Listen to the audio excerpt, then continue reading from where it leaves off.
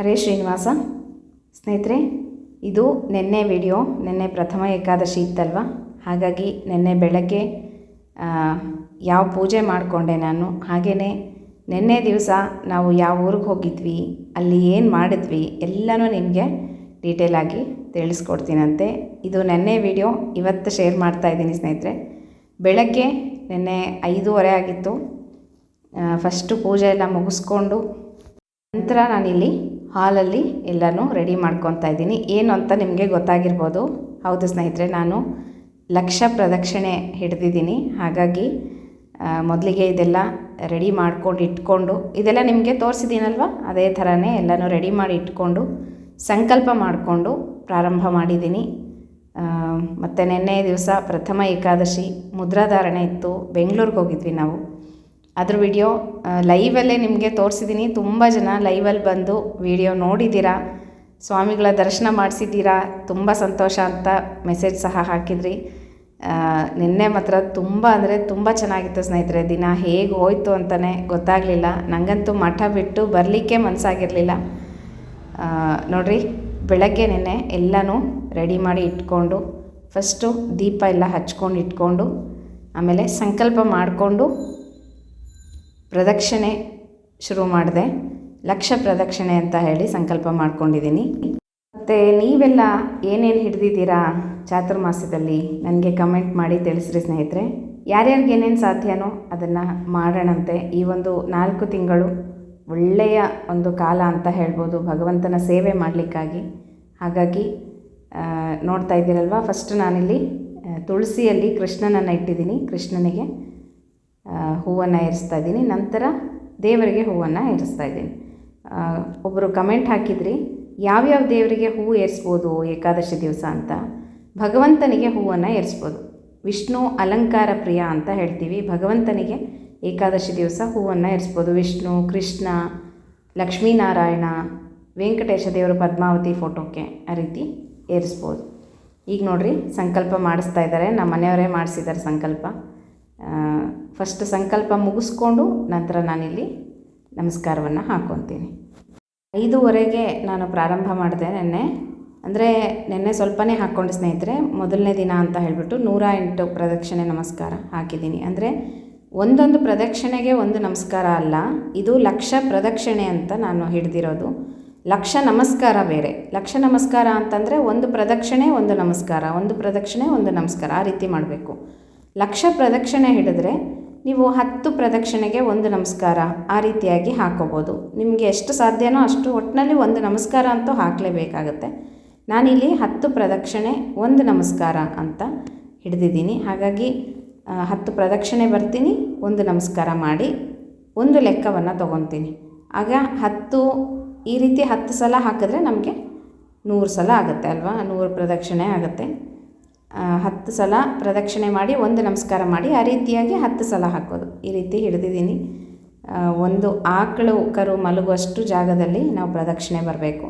ಅಥವಾ ದೇವಸ್ಥಾನಗಳಿಗೆ ಹೋದಲ್ಲಿ, ಎಲ್ಲಾದರೂ ಕ್ಷೇತ್ರಕ್ಕೆ ಹೋದಲ್ಲಿ ಅಲ್ಲೂ ಸಹ ಪ್ರದಕ್ಷಿಣೆಯನ್ನು ಹಾಕೋಬೋದು. ಅದನ್ನು ಲೆಕ್ಕ ಇಟ್ಕೋಬೋದು.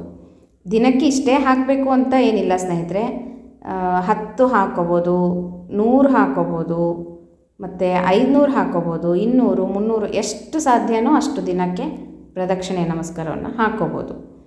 ಈಗ ಬೆಳಗ್ಗೆ ಮತ್ತು ಸಾಯಂಕಾಲನೂ ತುಳಸಿ ಇಟ್ಕೊಂಡು ಪ್ರದಕ್ಷಿಣೆ ನಮಸ್ಕಾರವನ್ನು ಹಾಕ್ಬೋದು ಸಾಧ್ಯವಾದರೆ. ಇಲ್ಲ ಬೆಳಗ್ಗೆ ಒಂದೇ ಸಲನೂ ಹಾಕೋಬೋದು. ಒಂದು 500 ಪ್ರದಕ್ಷಿಣೆ ದಿನನಿತ್ಯ ಹಾಕೋಬೋದು. ಈ ರೀತಿಯಾಗಿ ಪ್ರದಕ್ಷಿಣೆ ನಮಸ್ಕಾರವನ್ನು ನಾನು ಹಿಡಿದಿದ್ದೀನಿ ಸ್ನೇಹಿತರೆ. ಇದು ಚಾತುರ್ಮಾಸ್ಯದಲ್ಲಿ ಮುಗಿಸ್ತೀವಿ ಅಂದರೆ ಮುಗಿಸ್ಬೋದು. ದಿನನಿತ್ಯ 800, 1000 ಪ್ರದಕ್ಷಿಣೆ ಹಾಕಿ ಮುಗಿಸ್ಕೋಬೋದು 4 ತಿಂಗಳಲ್ಲಿ. ಆಗೋಲ್ಲ, ಆದಷ್ಟು ಕಷ್ಟ ಆಗುತ್ತೆ. ಅದಕ್ಕೋಸ್ಕರ ಹಾಗೆ ಕಂಟಿನ್ಯೂಸ್ ಆಗಿ ಹಾಕ್ತಾ ಹೋಗ್ಬೋದು ಸ್ನೇಹಿತರೆ. ಈಗ ಚಾತುರ್ಮಾಸದಲ್ಲಿ 4 ತಿಂಗಳು ಹಾಕಿ ಮತ್ತೆ ಮುಂದಿನ ಚಾತುರ್ಮಾಸಕ್ಕೆ ಹಾಕೋದು ಅಂತಲ್ಲ, ದಿನನಿತ್ಯ ಹಾಗೆ ಕಂಟಿನ್ಯೂ ಮಾಡ್ತಾ 1 ವರ್ಷದಲ್ಲಿ ಮುಗಿಸ್ಕೋಬೋದು. ಆ ರೀತಿ ಪ್ರದಕ್ಷಿಣೆ ನಮಸ್ಕಾರವನ್ನು ಮಾಡ್ಕೋಬೋದು. ಮತ್ತು ಲಕ್ಷ ನಮಸ್ಕಾರ ಹಿಡಿದವರು ಅಷ್ಟೇ, ದಿನನಿತ್ಯ ಹಾಕ್ಕೊಂಡ್ರೆ ಸ್ವಲ್ಪ ಬೇಗ 1 ವರ್ಷ 2 ವರ್ಷ ಹಾಗೆ ಮುಗಿಯುತ್ತೆ. ನಾವು ಎಷ್ಟು ಪ್ರದಕ್ಷಿಣೆ ಹಾಕ್ತೀವಿ ಅನ್ನೋದ್ರ ಮೇಲೆ ಡಿಪೆಂಡ್ ಆಗುತ್ತೆ. ಒಂದೊಂದು ದಿನ ಆಗೋದಿಲ್ಲ, ಆಗದೇ ಇರೋ ದಿನ ಬಿಟ್ಬಿಡೋದು. ಯಾವತ್ತಾಗುತ್ತೋ ಅವತ್ತು ಪ್ರದಕ್ಷಿಣೆ ನಮಸ್ಕಾರವನ್ನು ಮಾಡ್ಕೋಬೋದು. ಈ ರೀತಿ ಇದು ಒಂದು ಭಗವಂತನ ಸೇವೆ. ಇದಿಷ್ಟು ಮುಗಿಸ್ಕೊಂಡು ನಾವು ಬೆಂಗಳೂರಿಗೆ ಹೊರಟ್ವಿ. ನೋಡಿರಿ, ನಾವು ಹೋಗೋದ್ರಲ್ಲೇ ಇಷ್ಟು ಜನ ಸೇರಿದ್ರು. ಅಂದರೆ ಬೆಳಗ್ಗೆ 5:30ಇಂದನೇ ಮುದ್ರಾಧಾರಣೆ ನಡೀತಾ ಇತ್ತಂತೆ. ನಾವು ಹೋದಾಗ 9:30 ಆಗಿತ್ತು. ನಮ್ಮದು 11 ಗಂಟೆ ಸ್ಲಾಟ್ ಇತ್ತು. ಆದರೆ ಕ್ಯೂ ಅಲ್ಲಿ ನಿಂತ್ಕೊಂಡು ನಾವು ಅದು ಎಲ್ಲ ಚೆಕ್ಕಿಂಗ್ ಎಲ್ಲ ಮಾಡ್ತಾರೆ, ಅದನ್ನೆಲ್ಲ ಮುಗಿಸ್ಕೊಂಡು ನಾನಿಲ್ಲಿ ಒಂದು ಕಡೆ ಕ್ಯೂ ಅಲ್ಲಿ ನಿಂತೀನಿ. ನಮ್ಮ ಮನೆಯವರು ಆ ಕಡೆ ಜೆಂಟ್ಸ್ ಕಡೆ ಇದ್ದಾರೆ. ಗಂಡಸರಿಗೆ ಬೇರೆ ಹೆಂಗಸರಿಗೆ ಬೇರೆ ಹಾಕ್ತಾರೆ. ಗಂಡಸರಿಗೆ 5 ಮುದ್ರೆಗಳನ್ನು ಹಾಕ್ತಾರೆ, ಪಂಚಮುದ್ರೆ ಅಂತ ಹೇಳ್ಬಿಟ್ಟು. ನಿಮಗೆ ತೋರಿಸ್ತೀನಿ. ತುಂಬ ಜನ ಕೇಳಿದ್ರಿ ಹೇಗಿರುತ್ತೆ ಮುದ್ರೆ ತೋರಿಸ್ರಿ, ನಾವು ಬ್ರಾಹ್ಮಣರಲ್ಲ, ನಮಗೆ ಗೊತ್ತಿಲ್ಲ, ನೋಡಬೇಕು ಅಂತ ಹೇಳಿದ್ರಿ. ಸಾಧ್ಯವಾದಷ್ಟು ನಾನು ವೀಡಿಯೋ ಮಾಡಿದ್ದೀನಿ ಸ್ನೇಹಿತರೆ, ಯಾಕಂದರೆ ಅಲ್ಲಿ ವೀಡಿಯೋ ಮಾಡೋದಕ್ಕೆ ಬಿಡೋದಿಲ್ಲ. ಇದಿಷ್ಟು ವೀಡಿಯೋ ಮಾಡ್ಕೊಂಡಿದ್ದೀನಿ ಅಷ್ಟೇ. ನಾವು ಸ್ವಲ್ಪ ಕ್ಯೂ ಅಲ್ಲಿ ಮೂವ್ ಆಗೋದು ಅದನ್ನೆಲ್ಲ ತೆಗೆದಿದ್ದೀನಿ. ಮುದ್ರೆ ಧಾರಣೆ ಮಾಡೋವಾಗ ವೀಡಿಯೋ ಮಾಡೋದಕ್ಕೆ ಬಿಡೋದಿಲ್ಲ, ಅದರಲ್ಲೂ ಹೆಣ್ಮಕ್ಳಿಗಂತೂ ಮೊದಲೇ ಬಿಡೋದಿಲ್ಲ. ನಾನು ಸ್ವಲ್ಪ ಹಾಗೆ ಹೆಂಗೋ ಒಂದು ಮಾಡಿ ಸ್ವಲ್ಪ ತೆಕ್ಕೊಂಡಿದ್ದೀನಿ, ಅದನ್ನು ನಿಮಗೆ ಶೇರ್ ಮಾಡ್ತೀನಂತೆ. ನಿನ್ನೆ ಭಜನೆ ಇತ್ತು ಸ್ನೇಹಿತರೆ, ಅಖಂಡ ಭಜನೆ ಮಾಡ್ತಾಯಿದ್ರು ಹುಡುಗರು ಹುಡುಗಿಯರೆಲ್ಲ ಸೇರಿಕೊಂಡು. ತುಂಬ ಅಂದರೆ ತುಂಬ ಚೆನ್ನಾಗಿತ್ತು, ನೋಡೋದಕ್ಕೆ 2 ಕಣ್ಣು ಸಾಲದು. ಹಬ್ಬ ಇದ್ದಂಗಿತ್ತು ನೋಡಿ ಸ್ನೇಹಿತರೆ, ಅಷ್ಟು ಚೆನ್ನಾಗಿತ್ತು. ಎಷ್ಟು ಸಾವಿರ ಜನ ಅಂತಂದರೆ ಲೆಕ್ಕ ಇಡೋಕ್ಕಾಗಲ್ಲ, ಅಷ್ಟು ಜನ, ಜಾತ್ರೆ ಥರ ಇತ್ತು ನಿನ್ನೆ. ತುಂಬ ಎಷ್ಟು ಮನಸ್ಸಿಗೆ ಸಂತೋಷ ಆಯಿತು ಅಂದರೆ ಅದನ್ನು ನೋಡಿಬಿಟ್ಟು ಎಷ್ಟು ಜನ ಇದ್ದಾರಲ್ಲ ಅಂತ. ಆಮೇಲೆ ಅಂಗಡಿಗಳು ಅನ್ಬೇಡ್ರಿ, ಸ್ಟಾಲ್ಗಳು ನಿಮಗೆ ತೋರಿಸ್ತೀನಿ ಎಷ್ಟು ಅಂಗಡಿಗಳು. ಈಗ ನೋಡಿರಿ ಸ್ನೇಹಿತರೆ, ನಾನು ಕ್ಯೂ ಎಲ್ಲ ಮುಗಿಸ್ಕೊಂಡು ಈಗ ಮುದ್ರಾಧಾರಣೆಗೆ ಬಂದು ನಿಂತಿದ್ದೀವಿ. ನಿಮಗೆ ಕಾಣಿಸ್ತಾ ಇದೆಯಲ್ಲ, ಸ್ವಾಮಿಗಳಲ್ಲಿ ಬರ್ತಾ ಇದ್ದಾರೆ. ಇಲ್ಲೆಲ್ಲನೂ ಹೇಳ್ತಾರೆ ಹಿಂಗೆ ನಿಂತ್ಕೋಬೇಕು ಹೆಣ್ಮಕ್ಳು ಅಂತ ಹೇಳಿ. ಸ್ವಲ್ಪ ದೂರದಲ್ಲಿ ಆ ಕಂಬಿ ಹಾಕಿರ್ತಾರೆ, ಅದನ್ನು ಹಿಡ್ಕೊಂಡು ನಿಂತ್ಕೊಂಡ್ರೆ ಸ್ವಾಮಿಗಳು ಮುದ್ರೆಯನ್ನು ಹಾಕ್ತಾರೆ. ನಮಗೆ 2 ಮುದ್ರೆ, ಸ್ತ್ರೀಯರಿಗೆ ಮತ್ತು ಮದುವೆ ಆದವ್ರಿಗೆ ಮಾತ್ರ ಹಾಕೋದು. ಪುಟ್ಟ ಮಕ್ಕಳಿಗೆ ಹಾಕ್ತಾರೆ, ಮೆಚೂರ್ ಆಗಿರುವಂಥ ಹೆಣ್ಣು ಹುಡುಗರುಗಳಿಗೆ ಮುದ್ರೆಯನ್ನು ಹಾಕೋದಿಲ್ಲ. ಹಾಗಾಗಿ ಮತ್ತು ಮುತ್ತೈದೆಯರಿಗಷ್ಟೇ ಹಾಕೋದು. 2 ಮುದ್ರೆ, ಒಂದು ಶಂಖ ಚಕ್ರ. ಗಂಡಸರಿಗೆ 5 ಮುದ್ರೆ, ಪಂಚಮುದ್ರೆ ಅಂತ ಹೇಳ್ಬಿಟ್ಟು 3 ಚಕ್ರ 2 ಶಂಖವನ್ನು ಹಾಕ್ತಾರೆ. ಭುಜಗಳಿಗೆ, ಎದೆ ಮೇಲೆ, ಹೊಟ್ಟೆ ಮೇಲೆ ಈ ರೀತಿ 3 ಚಕ್ರ 2 ಶಂಖ ಅವ್ರಿಗೆ ಹಾಕ್ತಾರೆ. ನೋಡಿರಿ, ಇದು ಮುದ್ರಾ ಕಾಣಿಕೆ ಅಂತ ಮುಂಚೆ ಬರ್ತಾರೆ. ನಾವು ಸಾಧ್ಯ ಎಷ್ಟಾಗುತ್ತೋ ಅಷ್ಟು ಕಾಣಿಕೆಯನ್ನು ಮುದ್ರೆ ಹಾಕ್ಸ್ಕೊಳ್ಳೋದಕ್ಕೆ ಅಂತ ಹಾಕೋದು. ಏನು ವೈಭವ ಇತ್ತು ಸ್ನೇಹಿತರೆ ನೆನ್ನೆ. ನನಗಂತೂ ಮಠ ಬಿಟ್ಟು ಮನೆಗೆ ಬರಲಿಕ್ಕೆ ಮನಸ್ಸೇ ಆಗಲಿಲ್ಲ, ಅಷ್ಟು ಚೆನ್ನಾಗಿತ್ತು. ಆ್ಯಕ್ಚುಲಿ ನಾವು ಅಲ್ಲೇ ಇರಬೇಕು ಅಂತ ಅಂದ್ಕೊಂಡಿದ್ವಿ, ಆದರೆ ಕೆಲವೊಂದು ಕಾರಣದಿಂದ ಆಗಲಿಲ್ಲ. ನೆಕ್ಸ್ಟ್ ಇಯರ್ ಟ್ರೈ ಮಾಡ್ತೀನಿ. ನೋಡಿರಿ, ಕಟ್ಟಿ ಆಚಾರ್ಯರು ಬರ್ತಾ ಇದ್ದಾರೆ, ಸ್ವಾಮಿಗಳು ಸಹ ಬರ್ತಾ ಇದ್ದಾರೆ. ನಿಮಗೆ ತೋರಿಸ್ತೀನಿ ವಿಡಿಯೋದಲ್ಲಿ. ಇದಾದಮೇಲೆ ಒಂದು ವಿಡಿಯೋ ಹಾಕಿದ್ದೀನಿ, ನಿಮಗೆ ಅದು ನೀಟಾಗಿ ಕಾಣಿಸುತ್ತೆ. ಈಗೇನು ಬಿಸಿ ಮಾಡ್ತಾ ಇದ್ದಾರಲ್ಲ, ಇದೇ ಶಂಖ ಮತ್ತು ಚಕ್ರ. ಇದು ಮುಂದೆ ಕಟ್ಟಿಗೆ ಇರುತ್ತೆ, ಮುಂದೆ ತುದಿಯಲ್ಲಿ ಶಂಖಚಕ್ರವನ್ನು ಮಾಡಿಸಿರ್ತಾರೆ. ಅದು ಪಂಚಲೋಹದ ಅನಿಸುತ್ತೆ, ಅದನ್ನು ಬಿಸಿ ಮಾಡ್ತಾರೆ. ಇದೇನು ಕೆಂಡ ಅಂತಂದರೆ, ಬೆಳಗ್ಗೆ ಸುದರ್ಶನ ಹೋಮ ಮಾಡಿರ್ತಾರೆ. ಸುದರ್ಶನ ಹೋಮದ ಕೆಂಡದಲ್ಲಿನೇ ಮುದ್ರಾಧಾರಣೆಯನ್ನು ಮಾಡ್ತಾರೆ. ಇದನ್ನು ಈ ರೀತಿ ಕೆಂಡ ಎಲ್ಲ ತೊಗೊಂಡು ಬಂದಿರ್ತಾರೆ, ಒಂದು ಇದ್ಲೋಲೆಯಲ್ಲಿ ಟ್ರಾಲಿಯಲ್ಲಿ ಇಟ್ಕೊಂಡು ಅದರಲ್ಲಿ ಬಿಸಿ ಮಾಡಿ ಮಾಡಿ ಮಾಡಿ ಕೊಡ್ತಾ ಇರ್ತಾರೆ ಶಿಷ್ಯಂದರು. ಸ್ವಾಮಿಗಳು ಹಾಕ್ತಾ ಇರ್ತಾರೆ, ನೋಡ್ತಾ ಇದ್ದೀರಲ್ಲ. ಈ ರೀತಿ ಶಂಖಚಕ್ರ ಹಾಕ್ತಾ ಹೋಗ್ತಾರೆ ಸ್ವಾಮಿಗಳು ಸ್ಪರ್ಶ ಮಾಡಿ ಶಂಖಚಕ್ರ ಹಾಕೋದೇನೆ ನಮ್ಮದು ಮಹಾಭಾಗ್ಯ ಸ್ನೇಹಿತರೆ. ನಾವು ಮಾಡಿದಂಥ ಪಾಪ ಕರ್ಮಗಳನ್ನು ಇದರಿಂದ ಸುಟ್ಕೊಂಡು ಪರಿಹಾರವನ್ನು ಮಾಡ್ಕೋಬೋದು. ಜನ್ಮಾಂತರದಲ್ಲಿ ನಾವು ಅನೇಕ ಪಾಪಗಳನ್ನು ಮಾಡಿರ್ತೀವಿ, ಈ ಜನ್ಮದಲ್ಲೂ ಸಹ ಮಾಡ್ತೀವಿ. ಅಂಥ ಪಾಪಕರ್ಮಗಳನ್ನು ಕಳ್ಕೊಳ್ಳೋದಕ್ಕೆ ಇದು ಒಂದು ಒಳ್ಳೆಯ ಅವಕಾಶ. ನನ್ನ ಹತ್ತಿರ ಬಂದ ತಕ್ಷಣ ನನ್ನ ಪಕ್ಕದವ್ರಿಗೇ ಮುದ್ರೆ ನಿಂತೋಯ್ತು, ಬೇರೆ ಬಿಸಿದು ಹಾಕಿದರು. ಅಲ್ಲಿ ನನ್ನ ಮುಂದೆನೇ ಸ್ವಾಮಿಗಳು ಕೈ ಮುಕ್ಕೊಂಡು ಭಗವಂತನ ಪ್ರಾರ್ಥನೆ ಮಾಡ್ತಾ ನಿಂತುಬಿಟ್ರು ಕಣ್ಮುಚ್ಕೊಂಡು. ನನಗೆ ಒಂದು ಕ್ಷಣ ಕೈಕಾಲಾಡಲಿಲ್ಲ, ಭಯ ಆಗೋಯ್ತು. ಸ್ವಾಮಿಗಳು ನನ್ನ ಮುಂದೆ ನಿಂತಿದ್ದರು. ಅಷ್ಟು ಹತ್ತಿರದಿಂದ ಸ್ವಾಮಿಗಳನ್ನ ನಾನು ಈ ಸಲ ನೋಡಿದ್ದಾಯಿತು. ನಾನು ಸಹ ಕೈ ಮುಕ್ಕೊಂಡು ಸ್ವಾಮಿಗಳನ್ನ ನೋಡ್ತಾ ನಿಂತುಬಿಟ್ಟೆ. ಅದೇನೆ ನಂದು ಅದೊಂದು ಭಾಗ್ಯ. ಈ ಸಲ ಸ್ವಾಮಿಗಳು ನನ್ನ ಮುಂದೆನೇ ನಿಂತಿದ್ದರು, ಎಷ್ಟು ಹತ್ತಿರದಲ್ಲಿ ಕಣ್ಮುಚ್ಕೊಂಡು ಕೈ ಮುಕ್ಕೊಂಡು ದೇವ್ರ ಸ್ಮರಣೆ ಮಾಡ್ತಾಯಿದ್ರು. ನಂದದು ನೋಡಿದ್ದು ಅಹೋ ಭಾಗ್ಯ ಅಂತ ನನಗೆ ತುಂಬ ಸಂತೋಷ ಆಯಿತು ಸ್ನೇಹಿತರೆ. ಮುದ್ರೆ ಧಾರಣೆ ಮಾಡಿಸ್ಕೊಂಡು ಇಲ್ಲಿ ಒಳಗಡೆ ಬಂದಿದ್ದೀವಿ ಮಠದಲ್ಲಿ. ತುಂಬ ಜನ ಅಂದರೆ ತುಂಬ ಜನ. ಸ್ವಲ್ಪ ನಮ್ಮ ಮನೆಯವ್ರು ಮಿಸ್ ಆಗಿಬಿಟ್ಟಿದ್ರು, ಹುಡುಕಿ ಇಟ್ಟಿದ್ದಾಯಿತು. ಮೊಬೈಲ್ ನಾವು ಒಂದೇ ತೊಗೊಂಡು ಹೋಗಿದ್ವಿ, ನಂದು ಒಂದೇ. ಹಾಗಾಗಿ ಮೊಬೈಲು ಇರಲಿಲ್ಲ, ಅವ್ರನ್ನ ಹುಡ್ಕೋದು ಸ್ವಲ್ಪ ಕಷ್ಟ ಆಯಿತು. ಅಷ್ಟು ಜನದಲ್ಲಿ ಎಲ್ಲಿ ಹೋದರೂ ಒಬ್ರಿಗೊಬ್ರು ಸಿಗೋದಿಲ್ಲ ಸ್ನೇಹಿತರೆ, ಅಷ್ಟು ಜನ ಇದ್ದರು, ಸಾವಿರಾರು ಗಟ್ಟಲೆ ಜನ. ಬೆಳಗ್ಗೆ 5:30ಇಂದ 1:30 ತನಕ ಮುದ್ರೆ ಧಾರಣೆ ಆಯಿತು. 16,000 ಜನಕ್ಕೆ ಮುದ್ರೆ ಹಾಕಿದ್ರಂತೆ ಸ್ವಾಮಿಗಳು. ಎಷ್ಟು ಗ್ರೇಟ್ ನಮ್ಮ ಸ್ವಾಮಿಗಳು ಅಂದರೆ, ಪಾಪ ಅವರಿಗೆ ಕೈಯೆಲ್ಲ ನೋವಾಗಿತ್ತು. ರಾಮದೇವ್ರ ಪೂಜೆ ಮಾಡೋವಾಗ ಗಮನಿಸಿದೆ ನಾನು. ಪಾಪ ಕೈಯೆಲ್ಲ ಜಾಡಿಸ್ತಾಯಿದ್ರು. ಪಾಪ ಅವ್ರಿಗೂ ಕಷ್ಟ ಆಗುತ್ತೆ ಸ್ನೇಹಿತರೆ, ನಾವು ಅರ್ಥ ಮಾಡ್ಕೋಬೇಕು. ಜನಗಳು ಸ್ವಲ್ಪ ಸ್ವಾಮಿಗಳು ಅಲ್ಲಿ ಇಲ್ಲಿ ಸಂಚಾರಕ್ಕೆ ಬಂದಾಗ ಹಾಕಿಸ್ಕೋಬೇಕು. ಮತ್ತು ಧಾರವಾಡದಲ್ಲಿ, ಹುಬ್ಬಳ್ಳಿಯಲ್ಲಿ ಇರೋರು ಧಾರವಾಡದಲ್ಲಿ ಚಾತುರ್ಮಾಸ್ಯಕ್ಕೆ ಸ್ವಾಮಿಗಳು ಕೂಡ್ತಾ ಇದ್ದಾರೆ, ಅಲ್ಲಿ ಹಾಕಿಸ್ಕೋಬೋದು. ಆದರೆ ತುಂಬ ಜನ ಇದ್ದರು ನೆನ್ನೆ. ಸ್ವಾಮಿಗಳು ಆ ರೀತಿ ಕಷ್ಟಪಡ್ತಾಯಿದ್ರೆ ನಮಗೂ ಸಹ ನೋಡೋದು ಕಷ್ಟ ಅನಿಸುತ್ತೆ. ಸ್ವಾಮಿಗಳು ಏನೂ ಹೇಳ್ಕೊಳ್ಳೋದಿಲ್ಲ ಯಾರ ಹತ್ರನೂ. ಕಷ್ಟ ಆಗಿದ್ದು ನಮ್ಮ ಒಂದು ಉದ್ಧಾರಕ್ಕೋಸ್ಕರ, ಭಕ್ತರಿಗೋಸ್ಕರ ಸ್ವಾಮಿಗಳು ಇಷ್ಟು ಒಂದು ಶ್ರಮ ಪಡ್ತಾರಲ್ಲ ಅಂತ ಅನಿಸ್ಬಿಡ್ತು. ಆಮೇಲೆ ಇಲ್ಲೇ ಕೂತ್ಕೊಂಡಿದ್ವಿ ದೇವ್ರ ಪೂಜೆ ನೋಡಲಿಕ್ಕೆ, ರಾಮದೇವ್ರ ಪೂಜೆ. ತುಂಬ ಹತ್ತಿರದಿಂದ ನಿಮಗೆಲ್ಲ ಲೈವ್ ವಿಡಿಯೋ ಕಳಿಸಿದ್ದೀನಿ. ಯಾರೆಲ್ಲ ನೋಡಿಲ್ಲ ನೋಡ್ರಿ, ತುಂಬ ಚೆನ್ನಾಗಿತ್ತು ನೆನ್ನೆ ಪೂಜೆ. ಹತ್ತಿರದಿಂದ ತೆಗೆದಿದ್ದೀನಿ ನಾನು ವಿಡಿಯೋ. ಸ್ವಾಮಿಗಳು ಮತ್ತು ಪೂಜೆ ಮಾಡಿದ್ದು ಆ ಒಂದು ಕ್ಷಣ ಅಂತೂ ನನಗೆ ಕಣ್ಣಲ್ಲಿ ನೀರು ಬಂತು ಸ್ನೇಹಿತರೆ. ಅಷ್ಟು ಚೆನ್ನಾಗಿತ್ತು ನೆನ್ನೆ ದಿನ. ಮತ್ತು ಸ್ವಾಮಿಗಳು ಸ್ವತಃ ಅವರೇ ಮುದ್ರೆಧಾರಣೆಯನ್ನು ಮಾಡ್ಕೊತಾರೆ. ಆ ವಿಡಿಯೋನು ಸಹ ಲೈವಲ್ಲಿ ತೋರಿಸಿದ್ದೀನಿ. ಆ ಕ್ಷಣ ನೋಡಲಿಕ್ಕೆ ಚಂದ. ಭಗವಂತನ ಪೂಜೆ, ತೊಟ್ಲು ಪೂಜೆ ಮತ್ತು ಹರಿವಾಣ ಸೇವೆ ಎಲ್ಲ ಕಣ್ತುಂಬ ನೋಡಿದ್ದಾಯಿತು ನೆನ್ನೆ ದಿವಸ. ಹರಿವಾಣ ಸೇವೆ ಅಂತೂ ಸ್ವಾಮಿಗಳು ರಾಮ ರಾಮ ಅಂತ ಮಾಡಿದರು.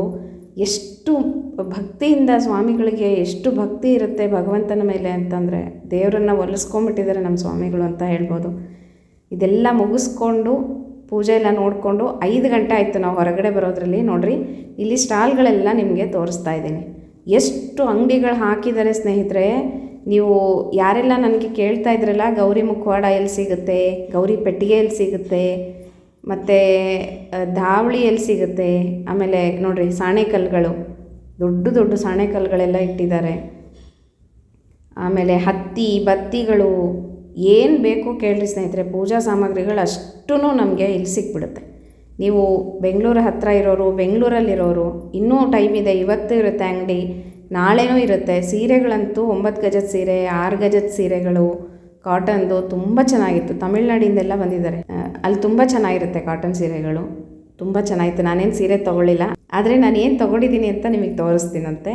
ನೋಡಿರಿ, ಇದು 6 ಗಜದ ಸೀರೆ, ತುಂಬ ಚೆನ್ನಾಗಿತ್ತು ಸೀರೆಗಳು ಮಾತ್ರ, ಪ್ಯೂರ್ ಕಾಟನ್ ಸೀರೆ.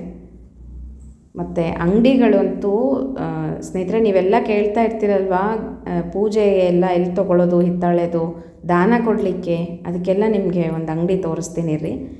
ತುಂಬ ಅಂಗಡಿಗಳಿದ್ದಾವೆ ಅಲ್ಲಿ, ಆದರೆ ಇಲ್ಲಿ 1-2 ಅಂಗಡಿಗಳು ಮಾತ್ರ ತುಂಬ ಚೆನ್ನಾಗಿದೆ. ಹಿತ್ತಾಳೆದು ಕುಂಕುಮ ಬಟ್ಲುಗಳಾಗಿರಲಿ, ನಾವೇನಾದರೂ ಈಗ ಚಾತುರ್ಮಾಸದಲ್ಲಿ ದಾನ ಕೊಡಲಿಕ್ಕೆ ಅಂತ ಏನಾದ್ರು ತೊಗೋಬೇಕು ಅಂದರೆ ನೋಡಿರಿ, ಇದೇ ಅಂಗಡಿನೇ. ಆ ಸೀರೆ ಅಂಗಡಿ ಪಕ್ಕದಲ್ಲಿನೇ ಇಟ್ಟಿದ್ದಾರೆ.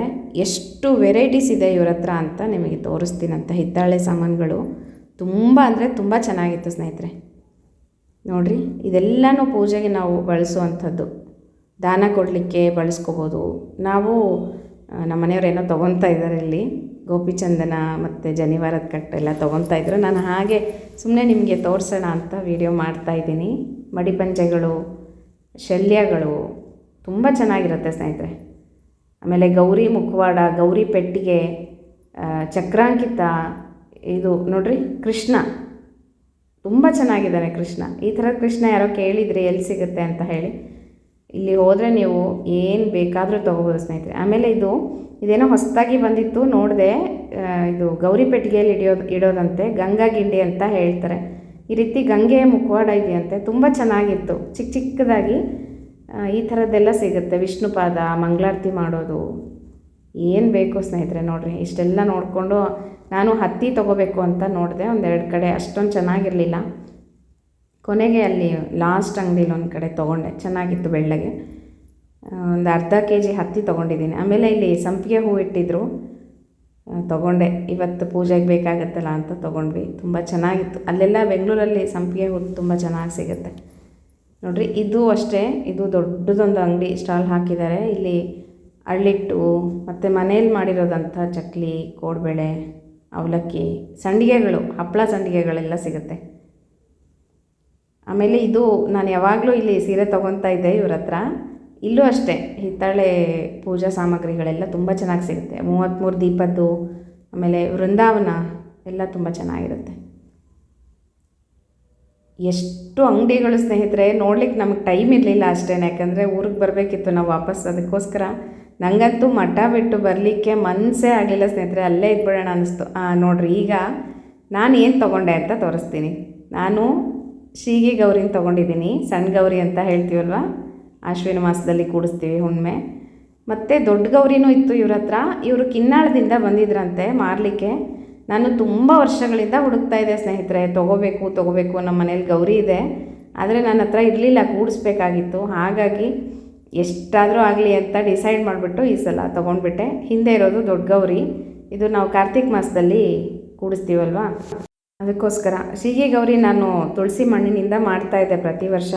ಎಲ್ಲಾದರೂ ನೋಡಬೇಕು, ಸಿಗುತ್ತೆ, ನಾವು ತೊಗೋಬೇಕು ಅಂತ ತುಂಬ ದಿನದಿಂದ ಅನ್ಕೊತಾ ಇದ್ದೆ ಸ್ನೇಹಿತರೆ. ನೆನ್ನೆ ಸಿಕ್ತು, ಹಾಗಾಗಿ ನಮ್ಮ ಮನೆಯವ್ರು ತೊಗೊಂಬಿಡಿ, ನೀನು ಯೋಚನೆ ಮಾಡಬೇಡ ಅಂತಂದರು. ತುಂಬ ಚೆನ್ನಾಗಿದೆ ಸ್ನೇಹಿತರೆ, ಸಣ್ಣ ಗೌರಿ, ದೊಡ್ಡ ಗೌರಿ, ಗೊಂತಿಗಳು ಎಲ್ಲ ಸೇರಿ ನನಗೆ ಸಿಕ್ತು. ಹಾಗಾಗಿ ತುಂಬ ಖುಷಿ ಆಯಿತು. ತೊಗೊಂಡು ಬಂದಿದ್ದೀನಿ ಗೌರಿನ. ಮತ್ತು ಹತ್ತಿ ತೊಗೊಂಡೆ, ಇನ್ನೇನೂ ತೊಗೊಳ್ಳಿಲ್ಲ. ಸೀರೆಗಳಿದೆ ತುಂಬ ನನ್ನ ಹತ್ರ, ಹಾಗಾಗಿ ತೊಗೊಳ್ಳಿಲ್ಲ ಸ್ನೇಹಿತರೆ. ಇನ್ನೂ ತುಂಬ ಅಂಗಡಿಗಳಿತ್ತು, ನಾವೇ ನೋಡೋದಕ್ಕೆ ಸಮಯ ಆಗಲಿಲ್ಲ ಅಂತ ಹಾಗೆ ಬಂದುಬಿಟ್ವಿ. ನೀವು ಯಾರಾದರೂ ಬೆಂಗಳೂರಲ್ಲಿದ್ದರೆ ನಮಗಿಂಥದ್ದು ಬೇಕಾಗಿತ್ತು ಅಂತ ಹೇಳೋರಾದರೆ ಅಲ್ಲಿ ಹೋಗ್ರಿ. ಉತ್ತರಾದಿ ಮಠದ ಹತ್ರ ಬಸವನಗುಡಿ ನ್ಯಾಷನಲ್ ಕಾಲೇಜ್ ಹತ್ರನೇ ಉತ್ತರಾದಿ ಮಠ ಇರೋದು. ಹೋಗ್ರಿ ಸ್ನೇಹಿತರೆ. ಯಾರೆಲ್ಲ ಮತ್ತೆ ಬಂದಿದ್ರಿ ಅಲ್ಲಿಗೆ ನನಗೆ ಕಮೆಂಟ್ ಮಾಡಿರಿ. ತುಂಬ ಜನ ಬರ್ತೀವಿ ಅಂತ ಹೇಳಿದ್ರಿ ನನಗೆ, ನಾವು ಬರ್ತೀವಿ, ನಮ್ಮದು ಬುಕ್ ಆಗಿದೆ ಮುದ್ರೆಗೆ ಅಂತ ಹೇಳಿ. ಆದರೆ ಅಷ್ಟು 1000 ಜನದಲ್ಲಿ ನೋಡೋದಕ್ಕೆ ತುಂಬ ಕಷ್ಟ ಸ್ನೇಹಿತರೆ, ಒಬ್ರಿಗೊಬ್ರು ಸಿಗೋದೇ ಇಲ್ಲ, ಅಷ್ಟು ಜನ ಇದ್ದರು. ಮತ್ತು ಸಾಯಂಕಾಲ 6:30 ಮುದ್ರಾಧಾರಣೆ ಇತ್ತಂತೆ, ರಾತ್ರಿ 12:30 ಆಯಿತು ಅಂತ ನಾನು ನೋಡಿದೆ ಮೆಸೇಜಲ್ಲಿ ಒಂದು ಕಡೆ. ಪಾಪ ಅಷ್ಟು ತನಕನೂ ಸ್ವಾಮಿಗಳು ಮುದ್ರೆಯನ್ನು ಹಾಕಿದ್ದಾರೆ. ಇವತ್ತು ರೆಸ್ಟು, ಮತ್ತು ನಾಳೆ ಮುದ್ರಾಧಾರಣೆ ಇದೆ. ಮತ್ತು ಯಾರೆಲ್ಲ ಇನ್ನೂ ಹೋಗಿಲ್ಲ ನೋಡಬೇಕು ಅಂತಂದರೆ ಅಂಗಡಿಗಳು ಸ್ಟಾಲ್ಗಳಲ್ಲಿ ಏನಾದ್ರು ತೊಗೋಬೇಕು ಅಂತಿದ್ರೆ ಹೋಗಿ ಬನ್ನಿರಿ. ಇವತ್ತು ನಾಳೆ ಇರುತ್ತೆ ಅಂಗಡಿಗಳು.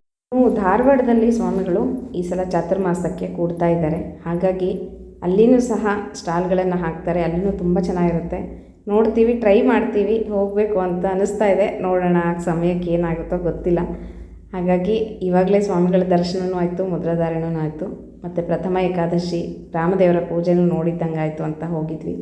ತುಂಬ ಚೆನ್ನಾಗಿತ್ತು ಸ್ನೇಹಿತರೆ. ಒಟ್ಟಿನಲ್ಲಿ ನಿನ್ನೆ ಪ್ರಥಮ ಏಕಾದಶಿ ರಾತ್ರಿ ಬರೋದ್ರಲ್ಲಿ 10 ಗಂಟೆ ಆಗಿತ್ತು ನಾವು ಬರೋದ್ರಲ್ಲಿ.